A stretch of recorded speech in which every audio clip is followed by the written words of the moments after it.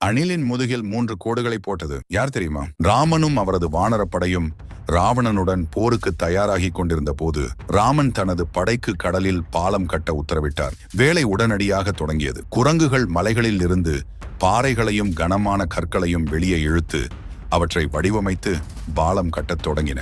ஆயிரக்கணக்கான குரங்குகள் இரவும் பகலும் உழைத்து நீண்ட நேரம் எடுக்கும் சவாலான பணி. ஒரு நாள் ராமர் ஒரு சிறிய பழுப்பு நிற அணிலை கவனித்தார். அணில் வாயில் சிறிய கூழாங்கற்களுடன் கடற்கரையில் ஏறி இறங்கியது. ஒரு பெரிய குரங்கு தனது முதுகில் ஒரு கனமான கல்லை சுமந்து கொண்டு அணிலை பார்த்து கிட்டத்தட்ட தடுமாறியது. குரங்கு இடியுடன் கூடிய குரலில் கத்தியது, "நீ சின்ன அணில், நீங்கள் என் வழியில் இருக்கிறீர்கள். நான் கிட்டத்தட்ட விழுந்தேன். நீங்கள் இங்கே என்ன செய்கிறீர்கள்? நான் ராமருக்கு பாலம் கட்ட உதவுகிறேன். அவருக்காக கடினமாக உழைக்க விரும்புகிறேன்." குரங்கு உரக்கச் சிரித்து மற்ற குரங்குகளிடம், "அதை கேட்டீர்களா? அணில் தன் கூழாங்கற்களால் பாலம் கட்டுகிறது." கோபம் கொண்ட குரங்கு ஒன்று அணில்